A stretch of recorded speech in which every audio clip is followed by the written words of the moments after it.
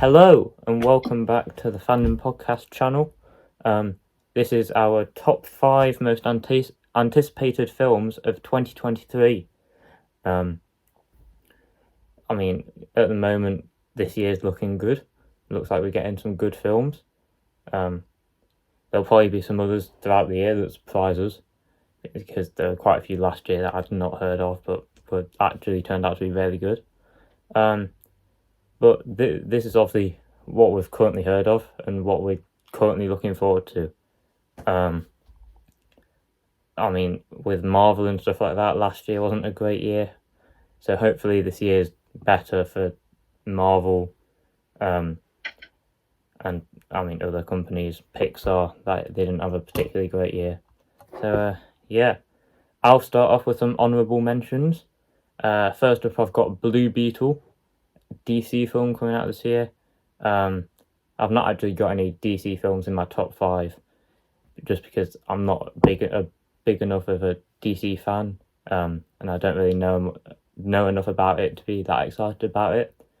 But Blue Beetle, from what I've seen, looks like a cool character, and yeah, it's something new, something I've never really heard of, so it sounds interesting. Not one of the big main DC heroes that you've heard of, so I'm interested to see what they do with it.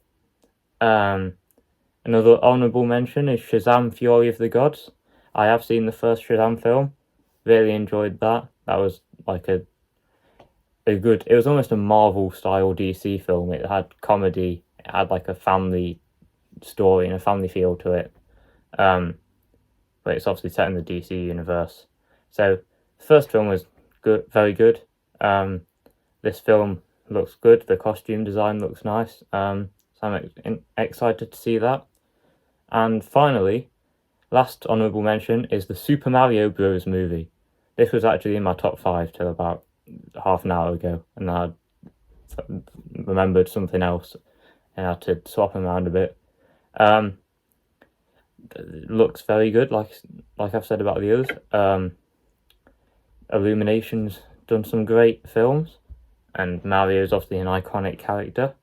Got Chris Pratt voicing him, which I'm not too sure about, but overall it seems like a exciting film, and I'm looking forward to watching it in April. But number 5 on my list is actually Oppenheimer, one that I'd not really heard of or heard about until a couple of months ago, when I saw the trailer when I went to watch Black Panther. The trailer looked great, especially in IMAX. That looked like it would be a great experience. And I wasn't too excited about it at first, apart from obviously that cool trailer.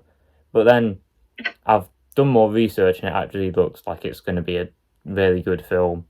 When you look at it, it's obviously Christopher Nolan directing it, who's a very iconic, very amazing director, or producer, or whatever he's doing. When you look at the cast as well, you've got Cillian Murphy, Emily Blunt, Matt Damon, Robert Downey Jr., Florence Pugh, Rami Malek, people like Jack Quaid, David Dastmalchian.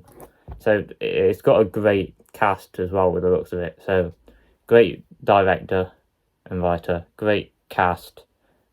It looks very cool. I can't see much going wrong with this film, to be fair. It could be better than I anticipate at the moment, to be fair. So that's my number 5.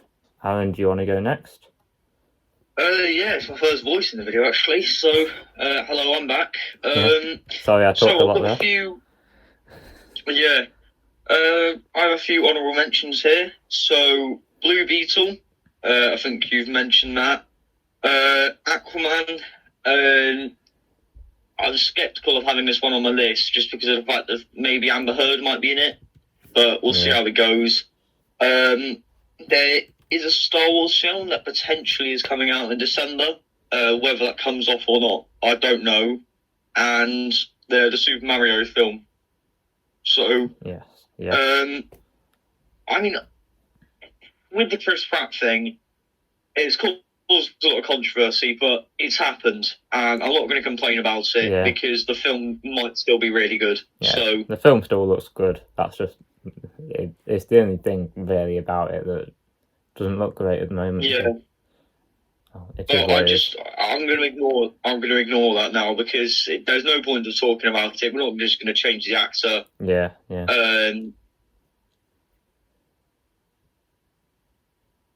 So, at my number 5 spot is Mission Impossible: Dead Reckoning Part 1. It's a new franchise I've recently gotten into. It's I quite like Simon Pegg. Tom Cruise, absolutely amazing in it. I think the action is brilliant. I think Tom Cruise he's going to have like some absolute crazy stunts in this film, one of his craziest ones yet. So we'll see how that goes. I think, yeah, I mean they've done quite a lot of the Mission Impossible films now, but I still think this film will be really good. It's a part 1, so who knows? I think definitely probably the biggest one of all the ones they've released. As if they're going to be doing it in 2 parts, I'm sure the storyline will be massive. So can't wait for it really. So yeah, that's number 5 on my list: Mission Impossible: Dead Reckoning. Okay. It's set for 14th of July release. Okay. 4th on my list is Puss in Boots: The Last Wish. I know this has already come out in America in December of 2022, but I'm counting it as a 2023 film because for us in the UK it doesn't come out till February. I think it's the 4th. So I'm counting it as a 2023 film. From what I've seen, obviously it's already come out in America, like I said, so I've seen quite a lot online already. It's got outstanding reviews, and our friend Jack has managed to see it and has said very good things about it. I mean, it's from one of the most iconic animated franchises of all time, Shrek, so that already makes you excited about it. Puss in Boots is a very cool character already, but they've made it fresh, they've made it new, they've given it this new animation style, which lots of companies are starting to do now, bringing new animation styles, which I'm very happy about because I think they all look so cool and it makes it different than just the traditional CGI animation that we're used to now. So yeah, the animation looks really cool. The story looks like it's going to be good. The villain in particular, Death, who is in the form of a wolf, I believe. He looks like a really cool villain. And it looks like he's got a bit of a darker tone to it, this Puss in Boots film, actually, which you wouldn't really expect from like a Puss in Boots film. But that's got me excited about it as well, obviously, because we're used to these really light-hearted films recently from DreamWorks with like Trolls and the Croods and stuff. So getting a kind of darker feel to a film is nice to see. So yeah, I mean, it's got amazing reviews, and I thought it looked cool before it came out. I had my reservations about it, but I thought it looked quite cool before it came out in the America. So yeah, Puss in Boots is number 4. I would have added this to my list, but I just thought it's coming out so recently, and I could probably watch it. I could probably watch it on like a dodgy stick I have, I think. So probably shouldn't be revealing that, but there we go. Yeah, so next up for me is Guardians of the Galaxy Volume 3. The rest of the ones like coming up from here, like, they're all going to be pretty amazing. So that's why Guardians is at the number 4 spot. The reason why this one is quite far down is I don't think we've seen enough of it yet before I can make a true, genuine decision. Obviously, we have got the one trailer, but I still don't think that was enough for me. Until the second trailer comes out, maybe I might move it up. I might bump it up to 2nd or 3rd place. But it does look amazing. We have what's the guy's name again? the guy from Peacemaker. Who's he playing? Oh, I can't remember it, mate. God. It's like the higher power.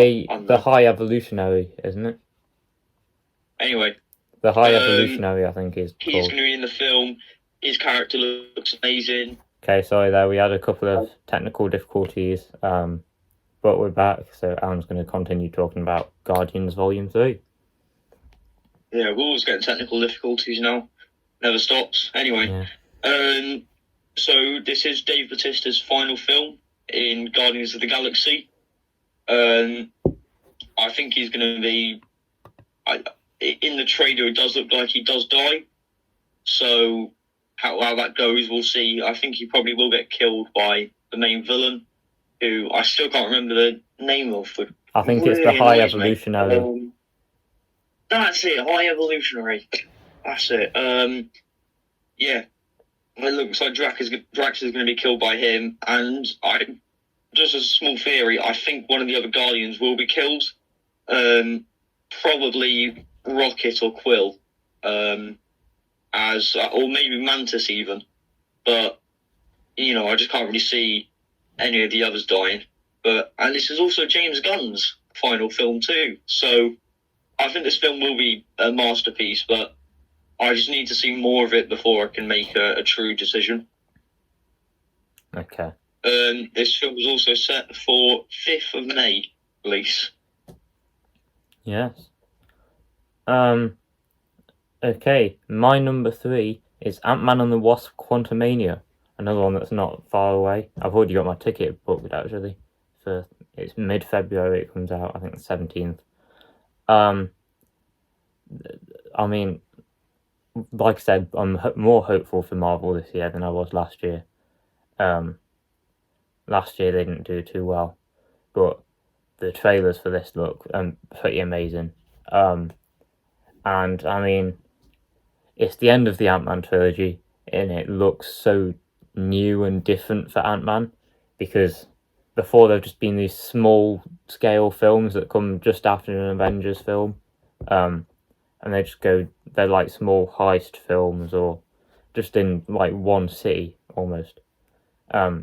Whereas this one, you can already tell from the trailers and the fact that it's got Kang as the main villain, who's going to be the main villain for the whole multiverse saga, that it's going to be a pretty huge film. It's what's good about both this and Guardians of the Galaxy, I think, from the trailers, is that they look like they're going to have the same sort of heart and humour as they originally had, but they're also going to have this darker tone to them, and this higher stakes, more dangerous and darker tone to them, that we haven't really seen before. And I mean, in particular with this, they're trying to hint heavily in the trailer that Ant-Man's going to die. So yeah, it's very different, but it looks really good in my opinion. I mean, I don't know. Ant-Man's never really been a character where I've loved the films that much before, so I had my reservations going into this. And when they first announced it, but over time, as we've got more and more information, it sounded more and more exciting. So yeah, it looks cool. I've got my ticket booked and I can't wait to see it. Yeah, Quantumania is number 3. Alright then, as my number 3, I have Oppenheimer. Josh, I think you said this very well earlier on. It looks like it has an amazing cast. It's based on the true story of Dr. Robert Oppenheimer. I think that's his name. I probably butchered that. That's probably not his name, but there we go. Amazing cast. Some of the big names I've just written down here. Florence Pugh, Robert Downey Jr., Cillian Murphy, and yeah, I think this film will be amazing. So, like you said, I think you described it better earlier on, but I think the way they haven't shown too much about this film to us. So that's another reason why I'm looking forward to it. As I feel like they'll throw us, some kind of absolute brilliant moments in the film. So I'm really looking forward to it. So yeah, that is Oppenheimer, set for the 21st of July. Yeah. My number 2 is Guardians of the Galaxy Volume 3. I understand what Aaron said earlier about obviously we've not seen much, but I'm already really hyped for it, if I'm honest. The original Guardians of the Galaxy film is one of my favourite Marvel films. I wasn't a massive fan of the second. I thought it was decent, but it wasn't on the same level as the first one. But then the Guardians have been great again, seeing them in Infinity War and Endgame, and then obviously in the holiday special.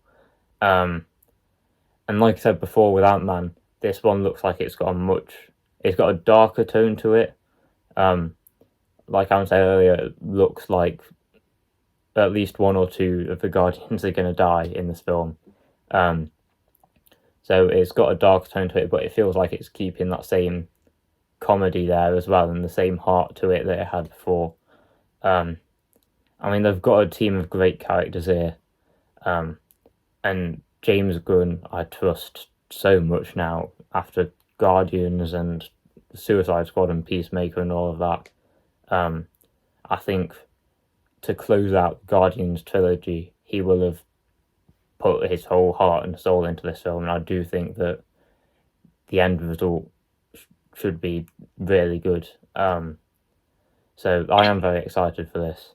It looks like it's diving deeper into Rocket's backstory as well, which I think should be very interesting because it's been, I don't like to say one of the most, he's been a good character in the other films, but we've not seen much of his story at all, or heard about it much at all. So it'll be nice to see more of that, and learn more about that. We're back to like a full-sized Groot as well, so that should be really cool to see, and see him in action. And they've all got their Guardian suits in this film as well, which like their comic accurate suits, which I think should be very cool to see in action. And as Owen said earlier, the High Evolutionary, it feels like it's going to tie the whole Guardian story together. Obviously, I think he created Rocket in the first place. And so, yeah, I think it should be a very emotionally impactful film. But it just looks amazing to me. And it's my most anticipated MCU film of the year. And the Marvel are really kicking Phase 5 off with a bang here, with both Quantumania and Guardians. So, yeah, I can't wait. So, Guardians is my number 2. All right then. My number 2, we have Indiana Jones and the Dial of Destiny. Yeah, I think when this trailer came out, and I've had a bit of time to think about it too. I love it, to be honest. I think it's got this one last ride feel to it.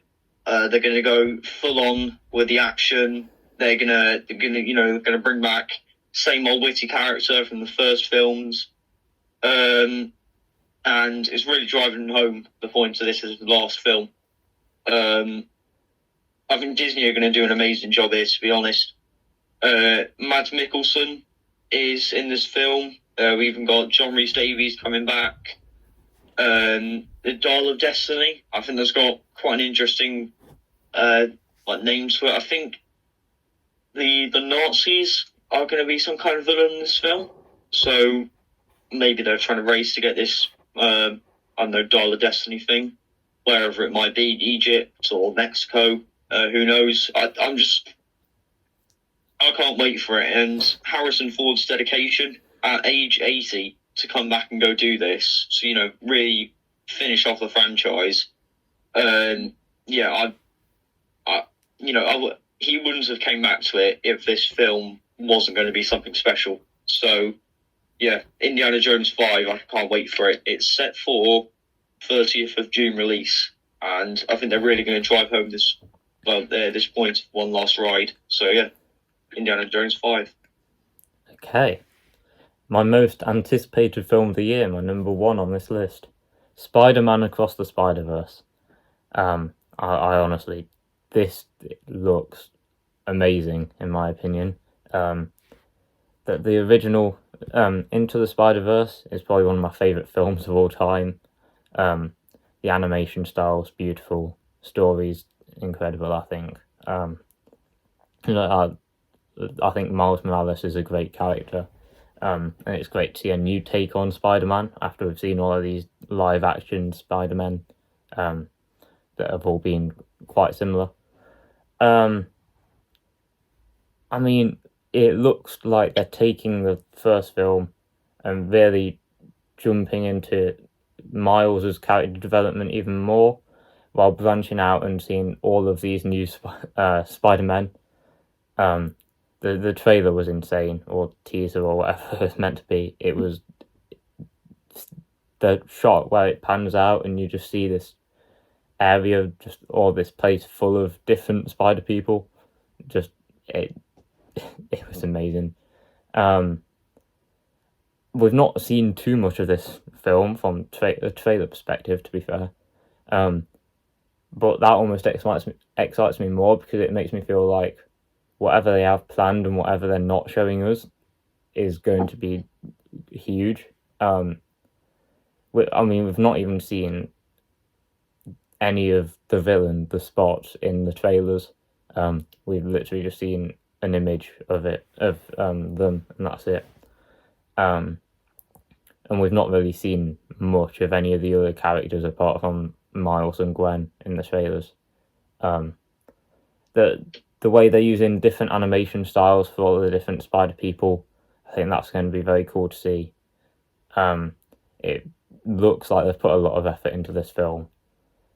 I know Miles and some of the other spider people have new suits, which look very cool. It kind of feels in this film like Miles is a bit older now. Is a bit more established as Spider-Man. He's a bit more confident in himself. So it'll be nice to see a version of Miles that is more established, and see him properly in action for the first time, as a proper Spider-Man. I was going to say something else as well. I don't know. I've lost it. But yeah, it looks very exciting. It looks like it's going to be quite emotional still. I hope it keeps the same emotion as the first film, but it looks like it will keep that emotion. So as long as it keeps that emotion, it should be a great film. So yeah, Spider-Man Across the Spider-Verse, set for, I believe, the start of June release date. My most anticipated film of the year.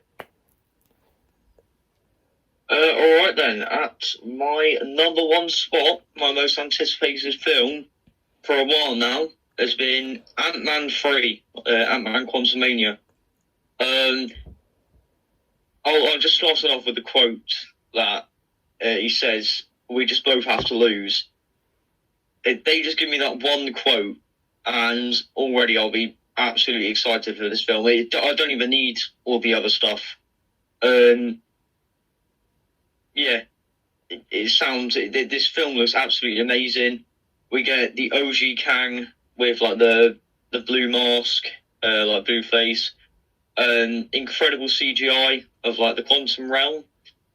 Even MODOK's in this film, and I know I've heard a lot of stuff about MODOK. He looks really goofy, terrible CGI, but that's what he's supposed to be.